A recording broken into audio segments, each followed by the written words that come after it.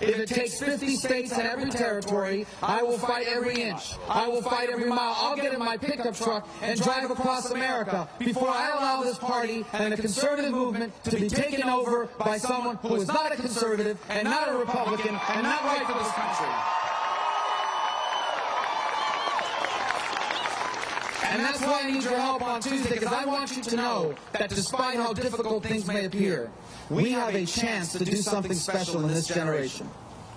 Now, the road we're on right now is the road of decline. If we stay on the road that Barack Obama has put us on, our children are going to be the first Americans ever that inherit a diminished country. So we can't stay on this road. And that's the road we're going to remain on if we lose this election. If we nominate someone who cannot win, and Donald Trump will not win, by the way, that's why the press is treating him like kid gloves. I've never seen anything like it. They're cheering for him. If you watch on TV, they're like, oh, he's an unstoppable force. They want him to be the nominee because as soon, the day after he gets the nomination, which is not going to happen, by the way, but the day after he gets the nomination, they will tear him apart. And then they can help get elect Hillary Clinton or, God forbid, Bernie Sanders.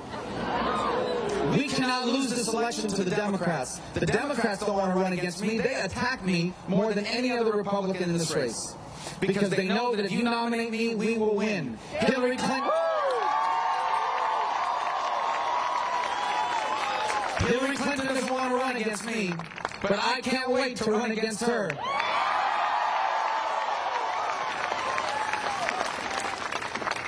The Democrats cannot win. Bernie Sanders is a socialist.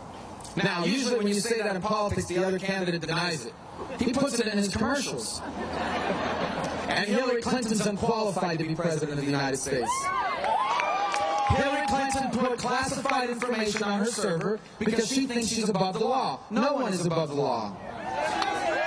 And Hillary Clinton is unqualified. In fact, she is disqualified from being commander-in-chief. Because on the 11th of September of the year 2012, 4 Americans died in the service of our country in Benghazi, Libya. And Hillary Clinton told their families that they died because of a movie. But she knew they died because of a terrorist attack. She did not tell them the truth, and anyone who lies to the families of Americans who have lost their lives in the service of our country can never be the Commander-in-Chief of the United States of America. We have to win, and if you nominate me, we will. I will win because I will unite this party, I will bring it together, and I will grow it. We will take our message to people that live today the way that I grew up. To people living paycheck to paycheck, I grew up paycheck to paycheck. And I'm a conservative because limited government is the only economic system in the world where you can make poor people richer and you don't have to make rich people poorer. Where you are judged on the merit of your work and your talent, not on family or political connections. We're going to take our message to young Americans who owe thousands of dollars in student loan debt because I had thousands of dollars in student loan debt. And I know that today young Americans are having trouble getting going in life because of that student loan debt. I feel passionate about it personally, and we're the only Republican that has an agenda to solve it. We will grow this party and we will win, and I want you to know what we're going to have in this country when you elect me president. Number one, you're going to have a president for the first time in 8 years that follows the Constitution of the United States of America. You will have a president that defends your First Amendment right to live out the teachings of your faith. You will have a president that defends your Second Amendment right to protect your family and yourself. You will have a president that defends the 10th Amendment, which says power, real government power, belongs to the states and the local communities, not bureaucrats in Washington, D.C. And you will have a president who on his first day in office will repeal every single one of Barack Obama's unconstitutional executive orders. And you will have a president that appoints judges to the Supreme Court that will apply the Constitution as originally meant, not judges that invent constitutional rights that do not exist or manipulate the Constitution beyond any reasonable understanding. We are going to replace Justice Scalia with someone as much as possible like Justice Scalia, God bless his soul. You elect me president. And for the first time in 8 years, we will have a president that defends the free enterprise system. I told you why I believe so strongly in it. And that's why, and I ask you to go on our website, marcorubio.com, And you can see the plans we've laid out on how we're going to fix our tax code, on how we're going to roll back crazy regulations, on how we're going to save Social Security and Medicare, on how we are going to balance our budget, on how we're going to fully utilize all of our energy resources, and on how we are going to repeal and replace Obamacare once and for all.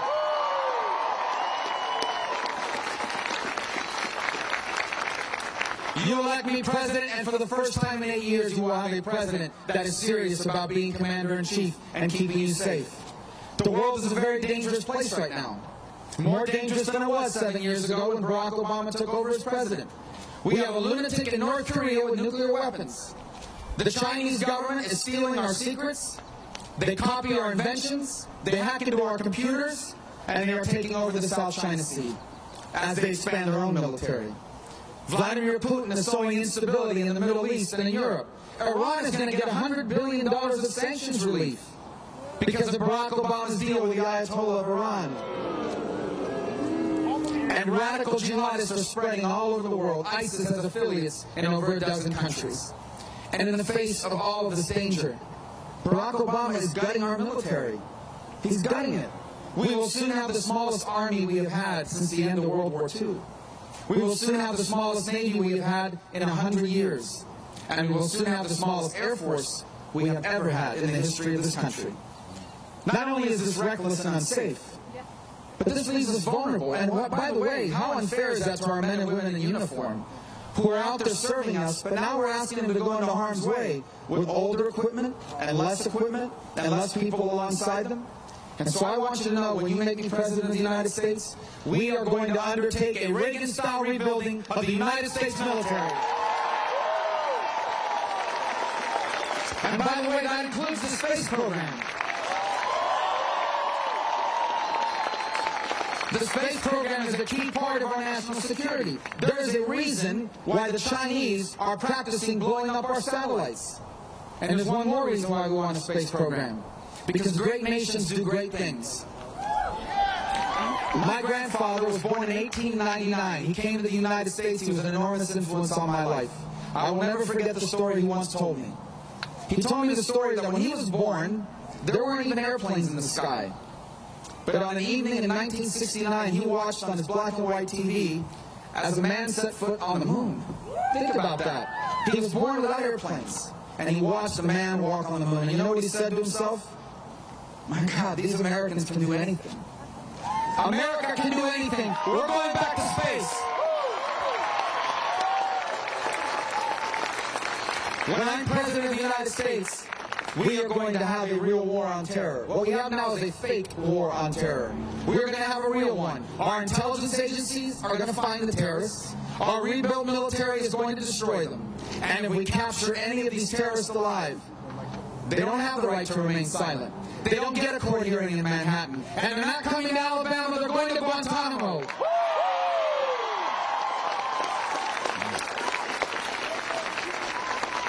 When I'm President of the United States, we are going to be an ally to our allies again. I was shocked the other night. I thought it was at the Democratic debate when I heard Donald Trump say, I'm not going to pick sides between Israel and the Palestinians. I am. We're going to be on Israel's side. And you know why? We're going to be on Israel's side from my first day in office. Because as soon as I walk into the Oval Office, I will cancel Barack Obama's deal with Iran. We're going to take care of our veterans when I'm president. If you are a veteran, will you raise your hand so we can thank you? God bless you. Thank you. Thank you. We're not taking care of our veterans now. We're not. My brother's a veteran. He volunteered, became a Green Beret in the Army, 7 Special Forces from 1968 through 1971. And I lived through him, what he's going through, what a nightmare the VA has become. Let me just say, there are good people at the VA. There are. You've gone to the VA, you'll see them. They're really good people. They care about our veterans. But there are real problems over there. When he was in the Army, he jumped out of an airplane and he knocked out his teeth because he landed wrong in a practice jump. And so every few years he has to go back and get a demo plane filled, and it is always a hassle. They want him to prove that this really happened in the Army. Prove to us this happened in the Army. He says, it's the only time I ever jumped out of a plane. The other day, USA Today, their headline said something like this: Calls to the VA suicide hotline went to voicemail. And no one gets fired over this stuff. No one's held accountable. When I'm president, if you're not doing a good job at the VA, you will be fired from your job at the VA. When I'm president, our veterans will be able to take their VA benefits to any hospital or any doctor they want to go see. And by the way, when it comes to our veterans, let me just say many of our veterans don't stop serving when they come home. If you go to any fire station in America, you're going to see a veteran. You go to any police department in America, you're going to run into veterans. And so I want to take this moment, in an era in which every article, every news thing is so negative about the police and whatever, I want to take a moment to thank our police officers and our firefighters for what they do for America. I want to thank them for keeping us safe. As you can see, we're going to have a lot of work to do. Because after 8 years of damage, after 8 years of a president who's trying to change America to become more like the rest of the world, there's a lot to be done. Most elections in our lifetime have been important, obviously, but most of them are a choice between political parties. Most of them are a choice between ideologies. Most of them are a choice between candidates. This one has elements of all of that. But I want to leave you with this thought. This election is more than just a choice between candidates. This election is a referendum. 2016 is a referendum. It is a choice about what kind of country America is going to be in the 21st century. I can tell you that for over 2 centuries, this has been a special country. There has never been a place in the history of the world like America.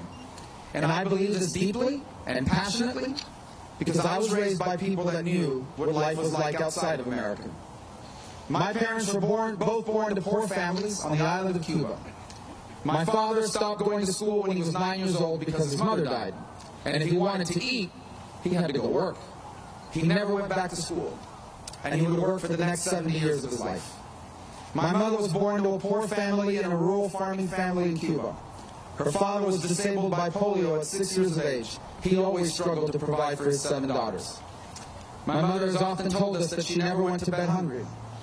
But she acknowledges that her parents most certainly did, so they didn't have to.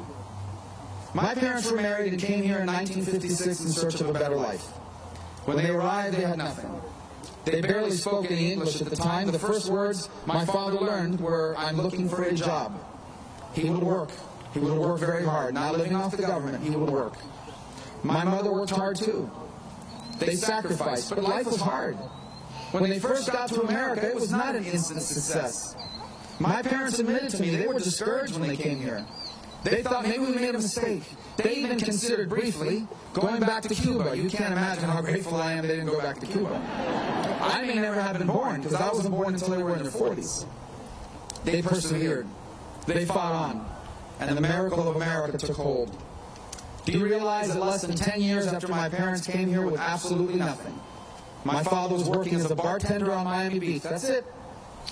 But he owned a home in a safe and stable neighborhood. They would keep working for the next 2-3 decades, and they never made a lot of money. But they owned that home, and they retired with dignity. A lot of people tell me, you don't come from privilege. I disagree. I was raised by 2 parents who loved each other and were married and lived together and raised us and taught us to believe that we lived in the one country on earth where you could achieve anything. It is true that I don't come from financial privilege. I didn't start with $1 million loan from my father. The only loan I had was a student loan from Sallie Mae, and I paid her a lot of money, whoever that is. My parents didn't achieve financial success. They never became famous. But my parents were successful people because they lived to see all 4 of their children live a life better than their own. Now, why do I tell you that story? I want you to know a little bit about me, but I tell you that story because that's not my story alone. That's our story. You see, I don't know most of you. I don't know virtually any of you in person. But I know you're Americans. And I know that in America, we are all just a generation or 2 removed from a similar story. Whether they came from another country or not, we are all a generation or 2 removed from someone who made incredible sacrifices. So you could be and have the chances they never did. Maybe it's what your grandparents did for your parents. Or maybe it was your parents. Maybe it was your father who worked 2 jobs. Maybe it was your mother who undertook incredible sacrifices. Maybe it was your parents that did whatever they needed to do so you could have the hope and the dreams that they once had for themselves but remain unfulfilled. Or maybe it's you doing that for your children now. Maybe you're the young father who goes to school at night and works all day to get a better job so your kids can get ahead. Maybe you're the mother that cleans hotel rooms so that your kids can have the chance to be all the things you once wanted. My point is, this is what makes us different. In every country in the world, people have big dreams. And in every country on this planet, parents work hard to give their kids a better life. But only here has it been possible for so many people so many times. What my parents achieved, what they did for me, and what your parents achieved and what they did for you, it has a name. It's called the American Dream. And the American Dream is not about how much money you make. The American Dream is not about how many buildings have your name on it. The American Dream is not about how many things you own on the day you die. The American Dream is about the God-given right to life and to liberty and to pursue happiness.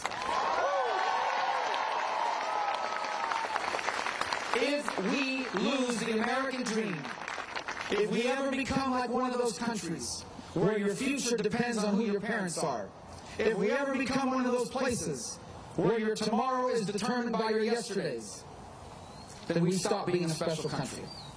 Because every country in the world has rich people. And we admire people that are successful in this country. We lift up financial success. We don't criticize it. We don't demonize it. But that's not what makes us special. Every country has rich people. What makes us truly special is that we have millions of people that are never going to be rich and quite frankly aren't trying to get rich. Because when you join the armed forces or go into the ministry, when you become a teacher or a nurse, a firefighter or a police officer, you know you're not going to become a billionaire doing that job. You do it because you love what you do and because you want to make enough money to own a home in a safe and stable neighborhood, to retire with dignity, and to give your kids the chance of a life better than your own. This is what we fight to preserve. For if the American dream slips away, we become just like any other country. Maybe a rich one, maybe a powerful one, but no longer a special one. And that is at the core of this election. Because if we stay on the road we are on right now, we will lose the American dream. If we stay on the road that Barack Obama has put us on, and Hillary Clinton or Bernie Sanders wants us to remain on, we will lose what makes us special. We must act now.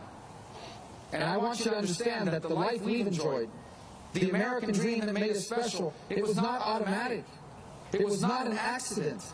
America is a special country because of what the people who came before us did. Because for over 200 years, each generation in America did what needed to be done. Each generation before us, they solved their problems. Each generation before us, they confronted their challenges. Each generation before us, they embraced their opportunities. For 200 years, we have been a country where parents leave their children better off than themselves. My friends, the time has come for this generation to do its part. And if you elect me president, this generation will do its part.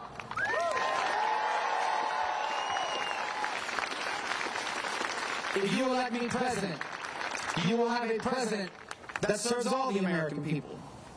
A president that tries to unite us, not divide us. A president that will not ask you to hate another group of Americans so I can win an election. We're not going to agree on everything. We're Americans. We disagree about everything, and we talk about it because we're free. But even those people that say nasty things about me, even the people that protest against me, even the people that put up nasty things about me on Twitter, we will cut their taxes too. I intend to be the President of the United States. Because if you want to be the President of the United States, then you must love the American people, even the ones that don't love you back.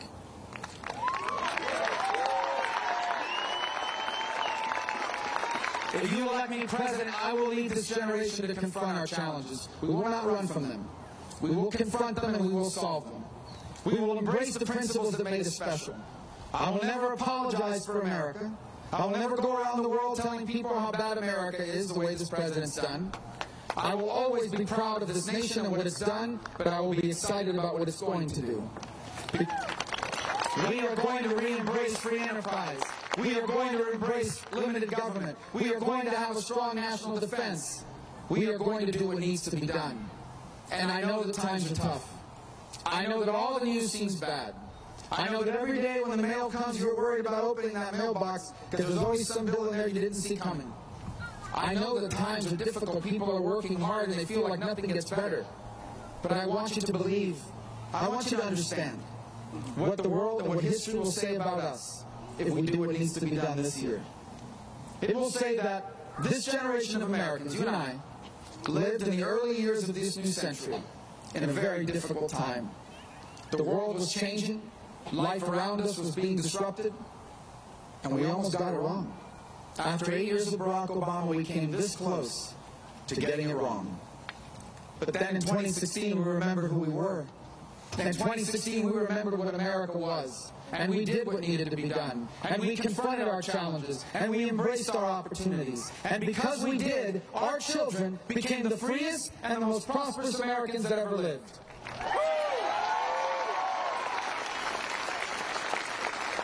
Because we did what needed to be done, the American dream didn't just survive. It reached more people and changed more lives than ever before. Because we did what needed to be done, the 21st century was even better than the 20th century. It was a new American century. This is the history we have a chance to write together. And we still have time to get it right. But we're running out of time. It has to happen now. It has to happen this year. And that's why I'm asking you for your vote. That's why I'm asking you to vote for me. That's why I'm asking you to go out and find other people to vote for me. That's why I'm asking you to get people that may be supporting someone else to vote for me. Because friends do not let friends vote for a con artist.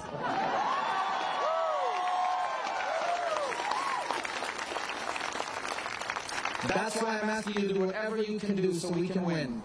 Because if I win, I become President of the United States. Let me rephrase that. When I win, and when I become President of the United States, we will do what needs to be done. And we are going to leave for our children what our parents left for us. We are going to leave for our children what Americans always leave their children. The single greatest nation in the history of all mankind. Thank you all.